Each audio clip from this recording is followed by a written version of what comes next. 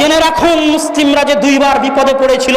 যখন বাইতুল মাকদেস দখল করে নিয়েছিল ক্রুসেডাররা, তখন কোন ছুটকা ফুটকা সন্ত্রাসী জঙ্গি দলের নেতা বাইতুল মাকদেস মুক্ত করেননি। রাষ্ট্র ক্ষমতার মালিক সালাহউদ্দিন আইয়ুবী বাইতুল মাকদেস মুক্ত করেছিলেন।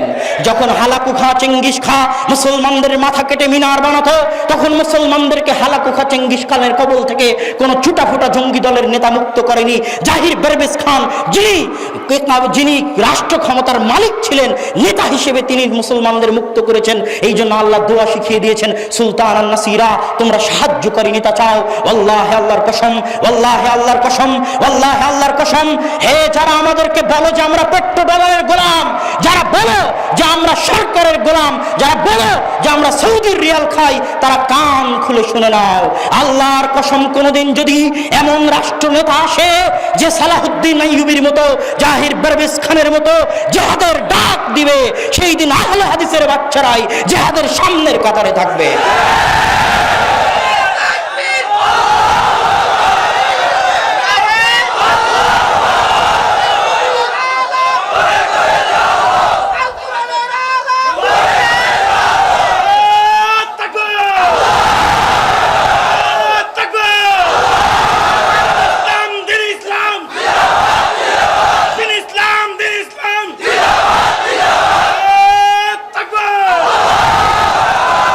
আমাদের পূর্বপুরুষরা কাপুরুষ ছিল না।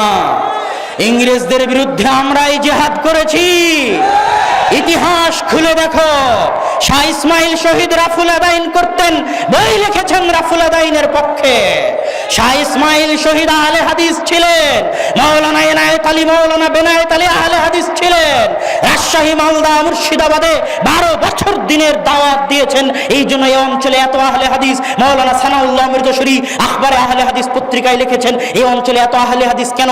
কারণ খুঁজতে গিয়ে আমি দেখলাম জিহাদের নেতা মাওলানা বেলায়েত আলী, মাওলানা এনায়েত আলী এই অঞ্চলগুলোতে 12 বছর দিনের দাওয়াত দিয়েছিলেন। আমাদের পূর্বপুরুষরা জিহাদ করে দেশ মুক্ত করেছে। কোনদিন যদি জিহাদের প্রয়োজন পড়ে, তোমরা গর্তে লুকিয়ে থাকবে, আমরাই বীরের মতো জিহাদ করবো ইনশাআল্লাহ। কথা শেষ করি, এই যে বাতিল ফিরকার বিরুদ্ধে বলতে গিয়ে অনেকেই হয়তো ভাবতে পারে যে কেন এভাবে বাতিল ফিরকার বিরুদ্ধে বলতেছি। কেন জানেন? এটা চিরদিন আহলে হাদিসদের জিম্মেদারি। আহমদ বিন হাম্বল জেলে গেছে, মুতাজিলাদের বিরুদ্ধে মুখ বন্ধ করেনি।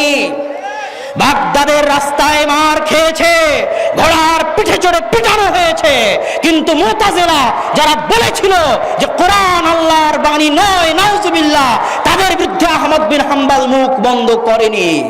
শাইখুল ইসলাম ইবনে তাইমিয়া 8 বছর জেল খেটেছেন, 8 বার জেল খেটেছেন, জেলখানাতেই মারা গেছেন, কিন্তু বাতিল ফিরকার বিরুদ্ধে মুখ খোলা বন্ধ করেননি। আমরা যতদিন হায়াত আছে, যত পারো 1000 কোটি টাকার মামলা দাও, যত পারো 5000 কোটি টাকার মামলা দাও। আরে কিসের মানহানি মামলা? ফাঁসির কাস্টে ঝুলিয়ে দাও পারলে, কিন্তু বাতিল ফিরকার বিরুদ্ধে আহলে হাদিসের বাচ্চার মুখ এভাবেই চলবে, মরা পর্যন্ত চলবে ইনশাআল্লাহ।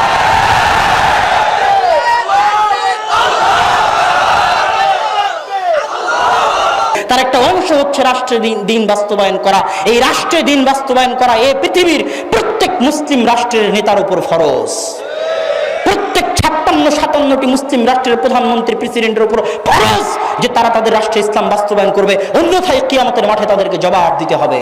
কিন্তু আমি এখনো নিসাব পরিমাণ সম্পদের মালিক হইনি, জোর করে যেমন জাকাত করতে যাব না, ঠিক এখনো আল্লাহ আমাকে রাষ্ট্র ক্ষমতা দেয়নি, আমি জোর করে রাষ্ট্র ক্ষমতা দখল করতে যাব না। এটা ইসলাম সমর্থন করে না। ইসলাম কি চায়? ইসলাহ। আহমদ বিন হাম্বলকে জেলে নিক্ষেপ করলো, বলেননি বিদ্রোহ করো। সৈয়দ মুজাদ্দিদ আল ফিসানিকে জেলে নিক্ষেপ করলো, বলেননি বিদ্রোহ করো। ইবনে তাইমিয়াকে জেলে নিক্ষেপ করলো, বলেননি বিদ্রোহ করো। কি করেছেন? ইসলাহ, সংশোধনের চেষ্টা করা। আমরাও সংশোধনের চেষ্টা করব। লম্বা আলোচনা, সংক্ষেপে একটা কথা বলতে চাই। যখনই আমরা এই আলোচনা করতে চাই, তখনই বলে যারা সৌদি আরবের রিয়াল খেয়েছে, পেট্রো ডলার খেয়েছে, এই জন্য এরা এভাবে কথা বলতেছে। জেনে রাখুন, আল্লাহি আল্লাহর কসম, আল্লাহি আল্লাহর কসম, আজকে কে ক্ষমতায় আছে এটা আমরা দেখি না, কালকে ক্ষমতায় আসবে এটা আমরা দেখি না, পরশুকে ক্ষমতায় এসেছিল এটা আমরা দেখি না, কে ক্ষমতায় ছিল এটা আমরা দেখি না। যতদিন হায়াত আছে ততদিন ইকামতে দ্বীনের ব্যাখ্যা এভাবেই হবে। কে ক্ষমতায় আছে কে ক্ষমতায় নাই তা আমরা দেখি না। আমরা দরবারে আলেম নই, হায়াত থাকা পর্যন্ত এভাবে ইকামতে দ্বীনের ব্যাখ্যা হবে। আর একটা কথা বলে যাই, যে যোদ্ধা নয় তার ইসলামের সদস্য হওয়ার যোগ্যতা নাই। আচ্ছা, কয়টা নবী যুদ্ধ করেছিল? সহিহ বুখারীর হাদিস খুলে দেখেন 5732 নম্বর হাদিস। রাসূল সাল্লাল্লাহু আলাইহি ওয়াসাল্লাম বলছেন, উরিদাত আলাইয়াল উমাম ফারাআইতুন নাবিয়্যা মাআহু রাহাত ওয়া রাআইতুর নাবিয়্যা মাআহু রাজুলান ওয়া রাআইতুন নাবিয়্যা মাআহু রাজুল ওয়া রাআইতুন নাবিয়্যা লাইসা মাআহু আহাদ। আমার সামনে নবীদেরকে পেশ করা হলো, উম্মতদেরকে পেশ করা হলো। একজন নবীকে দেখলাম তার সাথে একদল জামাত, একজন নবীকে দেখলাম তার সাথে দুইজন, একজন নবীকে দেখলাম তার সাথে মাত্র একজন, একজন নবীকে দেখলাম লাইসা মাআহু আহাদ, তার সাথে কেউই নাই। মাত্র দাউদ, সুলাইমান, মুহাম্মদ সাল্লাল্লাহু আলাইহি ওয়াসাল্লাম ছাড়া কাউকে আল্লাহ রাষ্ট্র ক্ষমতা দেননি। তাহলে যে সকল নবী রাসূল যোদ্ধা ছিলেন না, তারা মুসলমান ছিলেন না। নাউজুবিল্লাহ বলেন, নাউজুবিল্লাহ। সম্মানিত উপস্থিতি, তারা লিখেছে প্রকৃত সালাহ বইয়ে কুচকাওয়াজ করতে গিয়ে সালাতকে, যে সালাতে কিভাবে দাঁড়াবে, ডান হাত দিয়ে বাম হাতের কবজি মুষ্টিবদ্ধভাবে ধরতে হবে, এভাবে সালাতে দাঁড়াবে। হানাফিও থাকেনি, আহলে হাদিসও থাকেনি, এক আজীব নতুন ধর্মের নতুন সালাতের জন্ম দিয়েছে। নাউজুবিল্লাহ। এইভাবে দাঁড়াতে হবে, কেননা এটা কুচকাওয়াজ। কোনো একটা জাল হাদিসও নাই আরে নাভির নিচে হাত বাঁধার পক্ষে যে ডান হাত বাম হাতের উপর থাকবে এইভাবে। এই হানাফি ভাইয়েরা যেভাবে সালাত আদায় করে তার পক্ষে তো কমসে কম জয়ীফ হাদিস আছে। আরে ইমাম আর হিজবুত তাওহীদ যে এইভাবে বললো সালাত আদায় করতে হবে, এর পক্ষে একটা জাল হাদিসও নাই। নাউজুবিল্লাহ। সম্মানিত উপস্থিতি, তাদের আরো একটা ভ্রান্ত আকীদা কি, তারা আকীদা বইয়ে আকীদা এবং ঈমানের মধ্যে পার্থক্য করেছে। অতীতে কোনো আলেম, কোনো সালাফে সালেহিন আকীদা এবং ঈমানের মধ্যে পার্থক্য করেননি।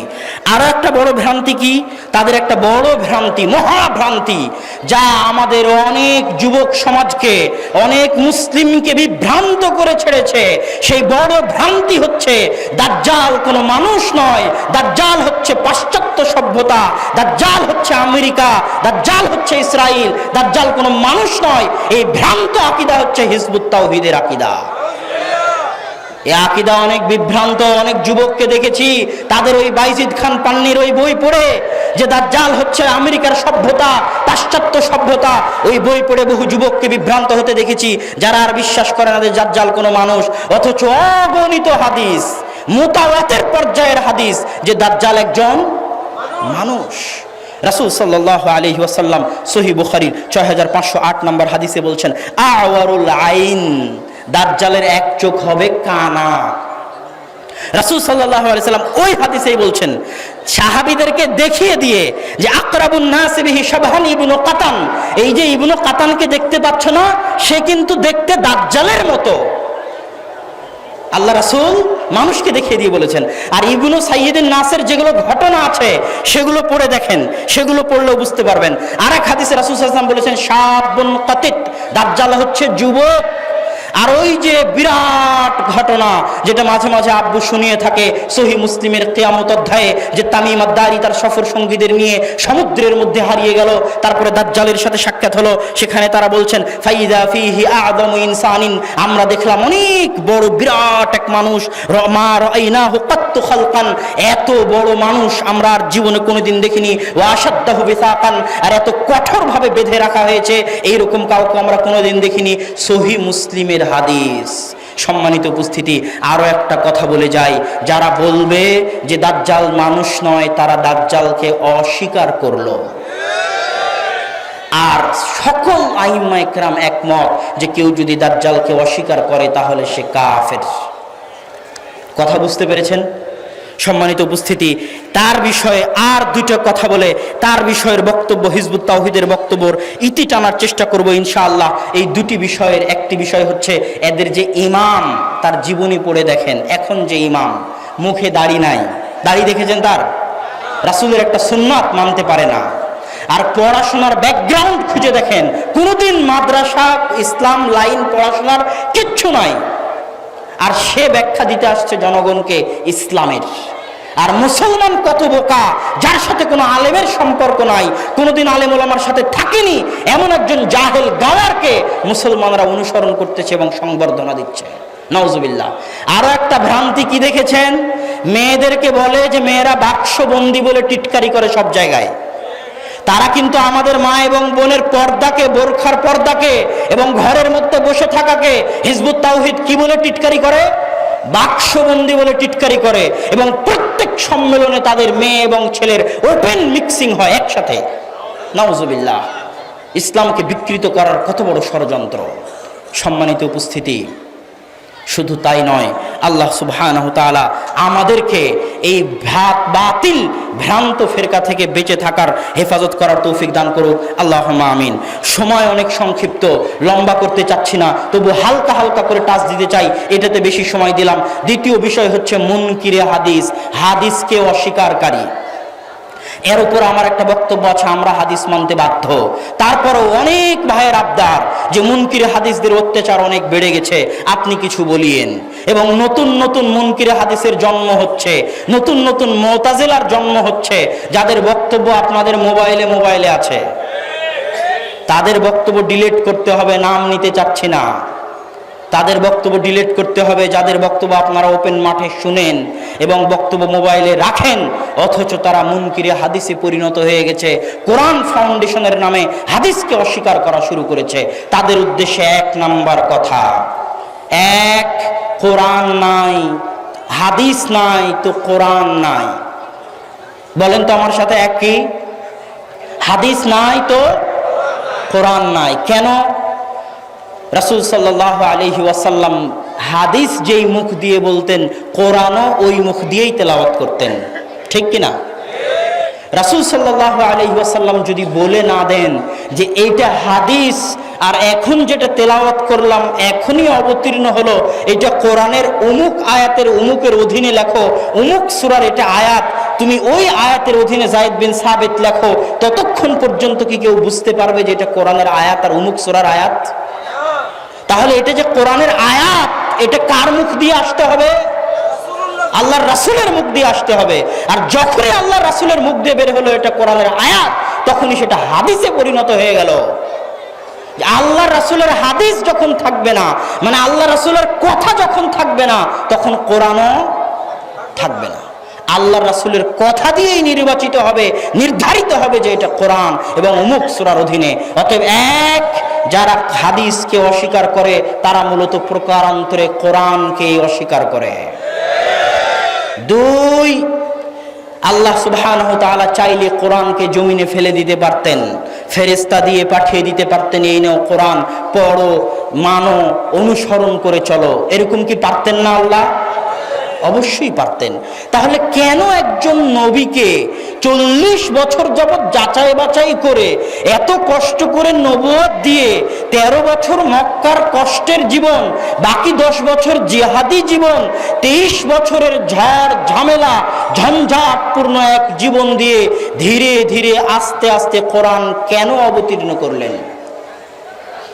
একটাই কারণ, যে রাসূল সাল্লাল্লাহু আলাইহি ওয়াসাল্লাম যেন এই কোরআনের ব্যাখ্যা নিজে আমল করে, নিজের কথা দিয়ে, নিজের কাজ দিয়ে জাতিকে বুঝিয়ে যেতে পারেন যে এটা হচ্ছে কোরআনের ব্যাখ্যা, কোরআনের উপর এভাবে আমল করতে হয়। তাহলে যদি রাসূল সাল্লাল্লাহু আলাইহি ওয়াসাল্লামের ওই 23 বছর প্রয়োজন থাকে তার ওই আমলের, তার ওই কথার, তার ওই কাজের, তাহলে সেই 23 বছরের রাসূলের কথা এবং কাজের কি আজকে প্রয়োজন নাই? যদি 23 বছরের এই কথা কাজ আজকে আমরা না পাই, তাহলে রাসূল সাল্লাল্লাহু আলাইহি ওয়াসাল্লামের পৃথিবীতে আসা বৃথা। নাউজুবিল্লাহ। সম্মানিত উপস্থিতি, অতএব ওই 23 বছরে রাসূল সাল্লাল্লাহু আলাইহি ওয়াসাল্লাম যা করেছেন, যা বলেছেন, কোরআনের ব্যাখ্যায় তাই হচ্ছে হাদিস। অতএব হাদিসকে আমাদের মাঝে উপস্থিত থাকতে হবে, উপস্থিত থাকা জরুরি। এই জন্যই আল্লাহ সুবহানাহু ওয়া তাআলা রাসূল সাল্লাল্লাহু আলাইহি ওয়াসাল্লামকে 23 বছর কোরআনের ব্যাখ্যা করার জন্য পাঠিয়েছিলেন। 3, তারা অভিযোগ উত্থাপন করে থাকে একটা পয়েন্ট, 3 নাম্বার, যে হাদিস ছাড়া ইসলামী শরীয়ত অচল। কিভাবে অচল? একটা শুধু উদাহরণ দেই। আপনি যদি এখনই মারা যান, মরার পর থেকে নিয়ে কাফন, দাফন, জানাজা, কবরে রাখা, গোসল করানো, সবকিছুর বিষয়ে কোরআনে একটা আয়াত খুঁজে পাবেন? মানুষের মৃত্যু থেকে নিয়ে, একজন মুসলিমের মৃত্যু থেকে নিয়ে কবর দেওয়া পর্যন্ত এই বিরাট একটা বিষয় শুধু মুসলমান কোথায় পেতে পারে? হাদিসে পেতে পারে। তাহলে হাদিস ছাড়া ইসলামী শরীয়ত অচল। এরকম আরো বহু উদাহরণ দেওয়া যাবে। কোরআনে আল্লাহ বহুবার সালাতের কথা বলেছে, সালাত কিভাবে পড়বে তা বলেনি, আল্লাহ রাসূল ব্যাখ্যা করে দেখিয়ে দিয়েছেন। 3, 4 তারা যে অভিযোগগুলো উত্থাপন করে সেই অভিযোগগুলো কি? যে ইমাম বুখারী রাহিমাহুল্লাহ সেই 194 হিজরিতে জন্ম, 256 হিজরিতে মৃত্যু, এতদিন পরে তিনি একটা বই লিখলো, আর এই পাগল মুসলমানেরা বলতেছে সেই বই নাকি আসাহুল কুতুব বাদা কিতাবিল্লাহ, আল্লাহর কোরআনের পরে সবচেয়ে সহিহ গ্রন্থ, অথচ 200 বছর পর লিখেছে। বলে না তারা এই কথা? এই অভিযোগের দুটো জবাব দিব আমি। 1 নম্বর কথা হচ্ছে, তারা এটা বলে ইলমে হাদিসকে ফু মেরে উড়িয়ে দিতে চায়। ইলমে হাদিস ফু মেরে উড়িয়ে দেওয়ার জিনিস নয়। আপনি জেনে রাখুন, পৃথিবীতে যত ইঞ্জিনিয়ার, যত ডাক্তার, যত জ্ঞানী, যত বিজ্ঞানী, যত পণ্ডিত এক একটা বিষয়ের পিছনে যত পরিশ্রম করেছে, পদার্থবিজ্ঞানের পিছনে একজন পদার্থবিদ যত পরিশ্রম করেছে, ডাক্তারি বিদ্যার পিছনে একজন ডাক্তার যত পরিশ্রম করেছে, ইঞ্জিনিয়ারি বিদ্যার পিছনে একজন ইঞ্জিনিয়ার যত পরিশ্রম করেছে, সকলের পরিশ্রম যদি এক জায়গায় করা হয়, তাহলে দুনিয়ার মুহাদ্দিসরা হাদিসের পিছনে যত পরিশ্রম করেছে, মুহাদ্দিসদের পরিশ্রমের চারানো বিন্দু পরিমাণ তুলনা তাদের পরিশ্রমের সাথে হবে না। হাদিস হচ্ছে এমন ভারী জিনিস, বাহরুন লা সাহিলা লাহু, এমন সমুদ্র যার কোনো তীর নাই। সম্মানিত উপস্থিতি, মুহাদ্দিসদের পরিশ্রমের একটা উদাহরণ দিব। আবু হুরায়রা রাদিয়াল্লাহু তাআলা আনহু, তার ছাত্র হাম্মাম বিন মুনাব্বিহ, তার ছাত্র মা'মার বিন রাশিদ, তার ছাত্র আব্দুর রাজ্জাক বিন হাম্মাম আস-সানআনী, তার ছাত্র আহমদ বিন হাম্বল, তার ছাত্র ইমাম বুখারী। আহমদ বিন হাম্বলের মুসনাদে আহমদ, আর আব্দুর রাজ্জাক বিন হাম্মাম আস-সানআনীর হচ্ছে মুসান্নাফ আব্দুর রাজ্জাক। আব্দুর রাজ্জাক বিন হাম্মাম আস-সানআনী হচ্ছে মা'মার বিন রাশিদের ছাত্র, মা'মার বিন রাশিদ হাম্মাম বিন মুনাব্বিহের ছাত্র, আর হাম্মাম বিন মুনাব্বিহ আবু হুরায়রা রাদিয়াল্লাহু তাআলা আনহুর ছাত্র। হাম্মাম বিন মুনাব্বিহ যিনি তাবি, আবু হুরায়রা রাদিয়াল্লাহু তাআলা আনহুর ছাত্র, তিনি আবু হুরায়রার নিকট থেকে যা হাদিস শুনতেন সব লিখতেন। তার এই বইয়ের নাম হচ্ছে সাহিফায়ে হাম্মাম বিন মুনাব্বিহ, যেটা এখন কিছুদিন আগে ডক্টর হামিদুল্লাহ জার্মানের বার্লিন লাইব্রেরিতে সেই বইটা পেয়েছে এবং সেটাকে প্রকাশ করেছে। সেই বইয়ের ভূমিকায় তিনি কি লিখছেন তা আমি বলতেছি। এবার দেখেন, এই সাহিফায়ে হাম্মাম বিন মুনাব্বিহ আবু হুরায়রার ছাত্র, তিনি এই বই লিখেছেন। তার নিকট থেকে এই বই সংগ্রহ করেছে এবং পড়েছে মা'মার বিন রাশিদ। মা'মার বিন রাশিদের নিকট থেকে এই বই পড়েছে এবং সংগ্রহ করেছে আব্দুর রাজ্জাক বিন হাম্মাম আস-সানআনী, এবং তিনি তার মুসান্নাফ আব্দুর রাজ্জাকের মধ্যে ওই বই থেকে অনেক হাদিস তার মুসান্নাফ আব্দুর রাজ্জাকে জমা করেছেন। ঠিক তেমনি আব্দুর রাজ্জাকের ছাত্র আহমদ বিন হাম্বল ওই বই থেকে অনেক হাদিস তার মুসনাদে আহমদের মধ্যে জমা করেছেন। ঠিক তেমনি আহমদ বিন হাম্বলের ছাত্র ইমাম বুখারী তার সহিহ বুখারীর মধ্যে ওই বই থেকে অনেক হাদিস জমা করেছেন। এখন এই যে গবেষক, এই যে প্রকাশক 1400 বছর পরে সেই সাহিফায়ে হাম্মাম বিন মুনাব্বিহকে বার্লিনের লাইব্রেরিতে পেয়ে ওই সাহিফায়ে হাম্মাম বিন মুনাব্বিহের যে যে হাদিস ইমাম আব্দুর রাজ্জাক তার মুসান্নাফ আব্দুর রাজ্জাকে এনেছে, যে যে হাদিস ইমাম বুখারী তার সহিহ বুখারীতে এনেছিলেন, যে যে হাদিস ইমাম আহমদ বিন হাম্বল তার মুসনাদে আহমদে এনেছিলেন, ওই সাহিফায়ে হাম্মাম বিন মুনাব্বিহের সাথে এই তিনটা হাদিসের গ্রন্থে যে হাদিসগুলো আনা হয়েছে সবগুলোর সাথে মিলিয়ে দেখলেন যে সাহিফায়ে হাম্মাম বিন মুনাব্বিহের হাদিসের সাথে এই তিনটা গ্রন্থে আনা হাদিসের একটা হরফেও পার্থক্য নাই।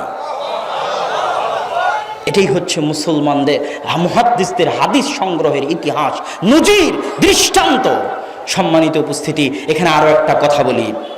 তারা বলে এত বছর পরে সেই ইমাম বুখারী কেমনে লিখলো? আমি আপনাকে বলি যে বাংলাদেশের একজন বড় ব্যক্তিত্ব প্রধানমন্ত্রী, আপনার নিকটে একজন বড় ব্যক্তিত্ব এমপি সাহেব, আপনার নিকটে একজন বড় ব্যক্তিত্ব আব্দুর রাজ্জাক সাহেব, আপনি যদি একটা দিন প্রধানমন্ত্রীর সাথে কাটান, একটা দিন এমন ব্যক্তির সাথে কাটান যাকে আপনি জীবন দিয়ে ভালোবাসেন, ওই দিনটা স্মরণ করার জন্য, ওই দিনে কি কি করেছেন, কি কি বলেছেন তা মনে রাখার জন্য আপনাকে কি মুখস্থ করা লাগবে? এভাবে বই পড়ার মতো ঝুঁকে ঝুঁকে মুখস্থ করা লাগবে? লাগবে না। তাহলে যে সাহাবীরা রাসূল সাল্লাল্লাহু আলাইহি ওয়াসাল্লামকে তাদের জীবনের চাইতেও বেশি ভালোবাসতেন, দুনিয়ার মানুষ আরেকজনকে যত না ভালোবাসতে পারে, সাহাবীরা তার চাইতে 1000 গুণ বেশি আল্লাহ রাসূলকে ভালোবাসতেন। সে আল্লাহ রাসূলের সাথে তারা 5 ওয়াক্ত সালাত আদায় করতেছে, সে আল্লাহ রাসূলের সাথে তারা যুদ্ধ করতেছে, সে আল্লাহ রাসূলের সাথে তারা হজ করতেছে, সে আল্লাহ রাসূলের সাথে তারা সিয়াম করতেছে। এই 5 ওয়াক্ত সালাত আল্লাহ রাসূল কিভাবে আদায় করেছেন, এই হজ আল্লাহ রাসূল কিভাবে করেছেন, এই সিয়াম আল্লাহ রাসূল কিভাবে করেছেন তা মনে রাখার জন্য সাহাবীদেরকে মুখস্থ করা লাগবে? আপনার কি মনে হয় মুখস্থ করা লাগবে? সম্মানিত উপস্থিতি, যদি মুখস্থ না করা লাগে এটাই ঠিক যে তাদেরকে বিন্দুমাত্র মুখস্থ করা লাগতো না। কেন? সালাত তারা দিনে 5 বার পড়তো। আল্লাহ রাসূলের মৃত্যুর পরে কোনো সাহাবী সালাত ছেড়ে দেয়নি? সব সাহাবী নিয়মিত 5 ওয়াক্ত সালাত আদায় করেছে, সব সাহাবী হজ করেছে, সব সাহাবী সিয়াম পালন করেছে, তারা দিন ধর্ম ছাড়েনি। অতএব যতদিন সাহাবীরা পৃথিবীতে জীবিত ছিল, প্রায় 100 বছর যাবত, ততদিন আল্লাহর রাসূলের হাদিস বিনা মুখস্থতে সাহাবীদের আমলের মধ্যে জীবিত ছিল। ঠিক সাহাবীদের পরে তাবিঈদের আমলের মধ্যে জীবিত ছিল। সম্মানিত উপস্থিতি, অতএব কেউ যদি বলে 200 বছর পরে এসে কিভাবে লিখলো, সে আসলে ইলমে হাদিস সম্পর্কে অজ্ঞ। ইলমে হাদিস সম্পর্কে তার নিকটে বিন্দু মাত্র জ্ঞান নাই। আল্লাহ তাদেরকে হেদায়েত দান করুক, আল্লাহুম্মা আমিন। সম্মানিত উপস্থিতি, এবার আমি আমার আলোচনার তৃতীয় পয়েন্টে চলে এসেছি, কাদিয়ানি। কাদিয়ানিদের নিয়ে এখন অনেক আলোচনা হচ্ছে না? এই জন্য একটু আলোচনা হওয়া উচিত কাদিয়ানিদের বিষয়ে। আরো একটু আলোচনা হওয়া উচিত যে কেউ কেউ আহলে হাদিসদের বলে আহলে হাদিসরা নাকি কাদিয়ানিদের এজেন্ট। তাদেরকে ইতিহাস জানা থাকতে হবে। এই পৃথিবীর বুকে, ভারত উপমহাদেশে কাদিয়ানিদের বিরুদ্ধে যারা সবচেয়ে বেশি লড়াই করেছে, যাদের অবদান সবচেয়ে বেশি, বাহাস মুনাজারা মুবাহালার মাধ্যমে কাদিয়ানিদেরকে যারা মাঠে ময়দানে পরাস্ত করেছে, সেই জামাতের মধ্যে শীর্ষ স্থানে থাকবে আহলে হাদিস জামাত। একজন ব্যক্তি নামধারী সহি আকীদা ফেসবুকে পোস্ট দিচ্ছে যে গোলাম অমুক অমুক এটা এটা করেছে, আর কোথাও আল্লামা সানাউল্লাহ অমৃতসরীর নাম নেয়নি। আমি বলবো, হয় সে অজ্ঞ অথবা সে জ্ঞান ও পাপী, ইতিহাস চোর। যে ব্যক্তি কাদিয়ানীদের ইতিহাস বলবে কিন্তু আল্লামা সানাউল্লাহ অমৃতসরীর নাম নিবে না, সে হয় অজ্ঞ অথবা জ্ঞান পাপী। আল্লামা সানাউল্লাহ অমৃতসরী আহলে হাদিসদের এমন একজন দিকপাল আলেম ছিলেন, যিনি একই টেবিলে একই মঞ্চে বসে একই সাথে হিন্দু, বৌদ্ধ, খ্রিস্টান, শিয়া, সুন্নি, বেরেলভী, যত বেদাতি বাতিল ফিরকা আছে সকলকে একই টেবিলে একই সাথে বসে পরাস্ত করে একই দিনে উঠে যাওয়ার মতো জ্ঞান যার নিকটে ছিল, তার নাম মাওলানা আল্লামা সানাউল্লাহ অমৃতসরী রাহিমাহুল্লাহ।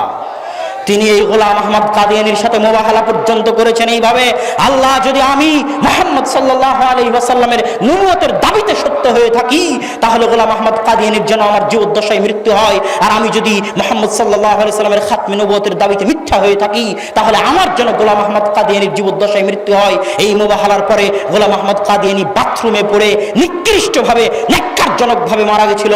আর মাওলানা আল্লামা সানাউল্লাহ অমৃতসরী তার মৃত্যুর পরেও 40 বছর যাবত পৃথিবীর বুকে খাতমে নবুয়তের মুজিজা হিসেবে জীবিত ছিলেন। তাহলে কাদিয়ানী ফিরকার পতন কার হাতে হলো? জোরে বলেন, কার হাতে হলো? আহলে হাদিসদের হাতে হলো। আজ কেউ বলতে চাই, রাসূল সাল্লাল্লাহু আলাইহি ওয়াসাল্লাম হাদিসে বলছেন, দাজ্জালাতুনা করিবাম মিন 30 দাজ্জালুনা কাযাবুনা সায়াখরুজ, আচিরেই 30-এর অধিক দাজ্জাল কাযাব বের হবে। এই 30-এর অধিক দাজ্জাল কাযাব বলবে, কুল্লুহুম ইয়াজামান্নাহু নবী, সকলেই দাবি করবে যে সে নবী, কিন্তু জেনে রাখো আনান নবী লা নবিয়্যা বাদি ওয়া আনা খাতামুন নবিয়্যিন, আমি হচ্ছি সর্বশেষ নবী, আমার পরে আর কোনো নবী আসবে না। আর সালমান ফারসি রাদিয়াল্লাহু তাআলা আনহুর ঘটনা আপনাদের জানা থাকা উচিত। আল্লাহর রাসূলকে খুঁজতে খুঁজতে খুঁজতে খুঁজতে তিনি গোলাম হয়ে 350 বছর তিনি জীবিত ছিলেন। গোলাম হয়ে তিনি মদিনায় আসলেন। মদিনায় আসার পর তিনি তার আগের পাদ্রীকে জিজ্ঞেস করেছিলেন যে আমি এখন কার নিকটে দিনে হক খুঁজে পাবো? আগের পাদ্রী বলল, সায়াখরুজু নাবিয়্যুন ফি আরদিল আরব বাইনাল হারসা ইউহাজিরু বাইনাল হাররাতাইন, জেনে রাখো আরব ভূমিতে অচিরে একজন নবী বের হবে যিনি হিজরত করবে বাইনাল হাররাতাইনের মধ্যে। ওই নবী, তার বৈশিষ্ট্য হচ্ছে লা ইয়াকুলুস সাদাকা, সাদাকার মাল ভক্ষণ করবে না, ওয়া ইয়াকুলুল হাদিয়া, হাদিয়ার মাল ভক্ষণ করবে, ওয়া ইয়াকুনু বাইনা কাতিফাইহি খাতামুন নবুওয়া, তার দুই কাঁধের মাঝে খাতমুন নবুয়তের সিল মোহর থাকবে, তিনি হবেন সর্বশেষ নবী। সালমান ফারসি রাদিয়াল্লাহু তাআলা মদিনায় আসলেন, গোলাম হয়ে থাকলেন, অনুসন্ধান করতে লাগলেন নবীর। একদিন শুনতে পেলেন মদিনায় নাকি একজন নবী এসেছে। তিনি বললেন, কি দনাস কোথা? যখন আমি শুনলাম মদিনায় একজন নবী এসেছে, তখন গাছ থেকে পড়ে যাই আবেগের আতিশয্যে আমি গাছ থেকে পড়ে যাই, তখন সাথে সাথে নিচে নেমে জামাআতু মা কানা ইনদি, আমার নিকটে যা ছিল তা জমা করলাম। ওয়া যাহাবতু ইলা রাসূলিল্লাহ, আল্লাহর রাসূলের দরবারে গেলাম। আল্লাহর রাসূলের দরবারে গিয়ে বললাম, ইয়া রাসূলুল্লাহ, হে আল্লাহর রাসূল, হাদিহি মা কানা ইনদি মিনাস সাদাকা, আমার নিকটে এই সাদাকার মাল ছিল, আপনার জন্য নিয়ে এসেছি। রাসূল সাল্লাল্লাহু আলাইহি ওয়াসাল্লাম সাহাবীদেরকে বললেন, কুলু, তোমরা এই সাদাকার মাল খাও। ওয়া আমসাকা ইয়াদাহু, আল্লাহ রাসূল তার হাত গুটিয়ে নিলেন, নিজে সাদাকার মাল খেলেন না। সালমান ফারসি ফিরে চলে আসলেন। তারপরের দিন আবার গেলেন, জামা মা কানা ইনদা, তার নিকটে যা ছিল তা জমা করে নিয়ে আল্লাহ রাসূলের দরবারে গেলেন। গিয়ে বললেন, ইয়া রাসূলুল্লাহ, হাদিহি মা কানা ইনদি মিনাল হাদিয়া হাদিয়া, হে আল্লাহর রাসূল এটা আমার নিকটে হাদিয়ার মাল ছিল। রাআইতুকা আন্নাকা লা তাকুলুস সাদাকা, আমি গতকাল দেখেছি আপনি সাদাকার মাল খান না, তাই আজকে আপনার জন্য হাদিয়ার মাল নিয়ে এসেছি আল্লাহর রাসূল। তখন সালমান ফারসি দেখলেন রাসূল সাল্লাল্লাহু আলাইহি ওয়াসাল্লাম ওই হাদিয়ার মাল থেকে আকালা খেলেন এবং সাহাবীদেরকেও দিলেন খাওয়ার জন্য। এবার আবু সালমান ফারসি বলছেন ওয়াস্তাসবাস্তু জাম্মা রাসূলিল্লাহ, আমি রাসূল ইস্তাদারতু জাম্বা রাসূলিল্লাহ, আমি রাসূল সাল্লাল্লাহু আলাইহি ওয়াসাল্লামের চারপাশে ঘুরতে লাগলাম ওই তৃতীয় আলামত দেখার জন্য যে আল্লাহ রাসূলের দুই কাঁধের মাঝখানে খাতমে নবুয়তের সিলমোহর আছে না নাই, এটা দেখার জন্য আমি সালমান ফারসি পাগল হয়ে আল্লাহ রাসূলের চারপাশে ঘুরতে লাগলাম। ওয়াস্তাসবাস রাসূলুল্লাহ, আল্লাহ রাসূল বুঝে গেছেন যে সালমান ফারসি এমন কিছু খুঁজতেছে যা তাকে বলা হয়েছে ফালকা রিদাহু মিন যাহরি, আল্লাহ রাসূল তার পিঠ থেকে তার চাদর ফেলে দিলেন। তখন সালমান ফারসি বলছেন ফারাআইতু, আমি দেখলাম যে রাসূল সাল্লাল্লাহু আলাইহি ওয়াসাল্লামের দুই কাঁধের মাঝে খাতমে নবুয়তের সিলমোহর রয়েছে, আল্লাহ রাসূলের পরে আর কোন নবী আসবে না। তখন তিনি সাথে সাথে ওখানে পড়লেন আশহাদু আল্লা ইলাহা ইল্লাল্লাহ ওয়া আশহাদু আন্না মুহাম্মাদার রাসূলুল্লাহ। সম্মানিত উপস্থিতি, কাদিয়ানীরা তো কাফের, যারা কাদিয়ানীদেরকে কাফের মনে করবে না তারাও কাফের। আমি বাংলাদেশ সরকারের নিকটে দাবি জানিয়ে বলতে চাই, এদেশে হিন্দুরা আছে থাকতে পারে, খ্রিস্টানেরা আছে থাকতে পারে, বৌদ্ধরা আছে থাকতে পারে, কাদিয়ানীরাও আছে থাকতে পারে, কিন্তু কাদিয়ানী নাম নিয়ে থাকতে হবে, কাফের নাম নিয়ে থাকতে হবে। যেমন হিন্দুরা নিজেকে হিন্দু বলে বাংলাদেশে থাকে, নিজেকে খ্রিস্টান বলে খ্রিস্টানেরা থাকে, কোন হিন্দু নিজেকে মুসলিম বলে বাংলাদেশে থাকে না, কোন খ্রিস্টান নিজেকে মুসলিম বলে বাংলাদেশে থাকে না।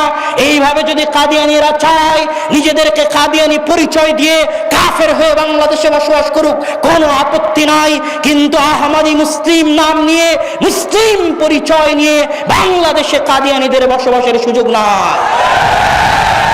এদেশের 16 কোটি মানুষ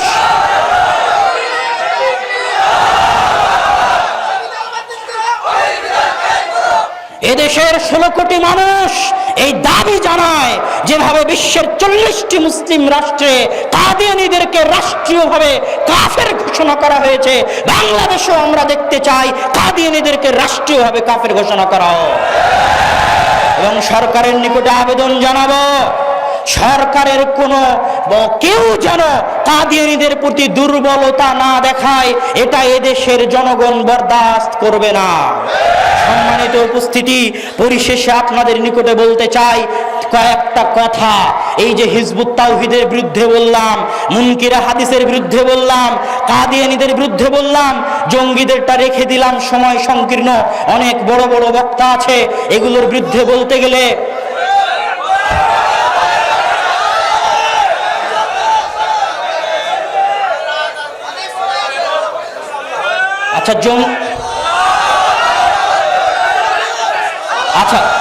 জঙ্গিবাদের বিরুদ্ধে তাহলে দুটি কথা বলে নেই।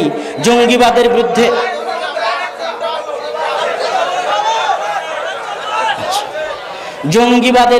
দুটি কথা বলে নেই। জঙ্গিদের বাতিল ভ্রান্ত আকীদার মূল ভিত্তি হচ্ছে দুটি। এক, তারা দাবি করে যে কবিরা গুনাহগার মুসলিম নাই, কাফের হয়ে গেছে। দুই, মুসলিম রাষ্ট্রকে তারা কাফের রাষ্ট্র মনে করে। এই দুটো হচ্ছে তাদের মূল ভ্রান্তির কারণ।